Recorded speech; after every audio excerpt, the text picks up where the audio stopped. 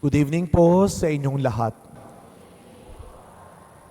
Alam niyo mga kapatid, isa po sa mga nangyayari kapag tayo ay nagkakaroon ng reunion.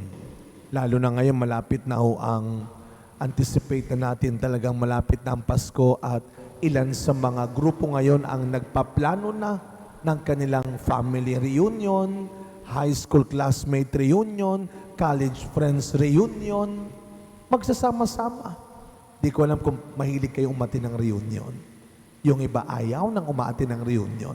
Pag tanong mo kung bakit, payabangan lang naman yon. Kaya ayaw na umati ng reunion. Pero yung iba talagang excited sapagkat lalo na kung maganda ang nabuo ninyong pagsasamaan. Nagkaroon lang ng distansya, pero ang inyong pagsasama sa puso at isip ay hindi nasira. Masarap makipag-reunion. Pero nga naman, hindi natin masisisi yung iba na kapag umaati ng reunion, wala nang ibang narinig kundi, alam mo, wala ka sa anak ko. Kaya yung iba tuloy ang nararamdaman, sana all. Alam niyo po yung sana all ngayon, yan yung bukang bibig natin dati. Buti pa siya. Buti pa siya. Pag sinabi natin buti pa ang iba, paano mo ba sinusukat ang kabutihang meron sila sa kabutihang siguradong meron ka rin? Kaya nga napakagandang marinig natin ngayon muli ang paalala ng ating Panginoon sa mga tinatawag na mapapalad ng mundo at ang mga aba sa mundo. Alam niyo po ang gospel natin ngayon sa English ay yung tinatawag natin the Beatitudes. Blessed are the poor. Woe to you. Kawawa at ang mga pinagpala. Sino ang mga pinagpala? Ang sabi ng Panginoon, pinagpala kayong mga nagugutom ngayon, nauuhaw ngayon, inuusig ngayon. O di ba kabaligtaran na? Sa mata ng tao, sa tingin ng mundo, iyan ang mga kawawa, yang mga gutom, yang mga pagod, yang mga inaapi, yang mga walang bahay, yang mga walang kakayahan, yan ang mga kawawa sa mata ng mundo. Ngunit, hindi naman ibig sabihin, yung mga may pera, yung mga may sariling bahay, yung mga may negosyo, yung mga matiwasay ang buhay ngayon, ay masamang tao. No. Saan magkakatalo? Pero Father, sabi dito sa binasa natin ngayon, kawawa kayong mga busog ngayon.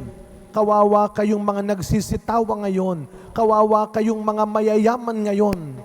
So kaya naman tayo, super sa deny, in denial. Naku, hindi ka mayaman. Wala kaming pera. Mga kapatid, alam nyo sa pagitan ng pinagpala at kawawa ay ang disposisyon ng tao. Disposition in life. It's up to you. Nasa sayo rin. Kung titignan mo ang buhay mo bilang pinagpala o kawawa. Anong kawawa dyan sayo? Buo pa rin ang pamilya mo. Wala ka lang ng sasakyang meron sila, pero meron kang pamilya. Kaya nga sabi sa unang pagbasa, sino ang mas pinagpala? Yung may asawa o yung wala? Sa tingin mo ba, lahat ng may asawa ngayon ay masaya?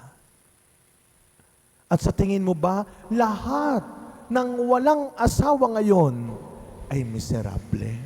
I don't think so. Ang sabi ng ating Panginoon, nasa puso ng bawat tao ang tunay na pagpapala. Kaya nga sa pagpapatuloy na misa nating ito ang hilingin natin sa Panginoon na sana araw-araw ayusin niya, baguhin niya, itama niya ang disposisyon natin sa buhay. Ito ang aking secret, simple formula in life. Happy thoughts plus positive attitude equals good life. Happy thoughts plus positive attitude equals good life. Hindi pwedeng puro happy thoughts lang, pero mali namang ginagawa mo. Happy-happy lang, pero mali naman ang ginagawa mo. Hindi pwede yun. Hindi naman pwedeng tulong ka lang ng tulong, pero lagi ka namang aburido. Lagi ka nag-aalala. Lagi na lang masama ang nakikita mo.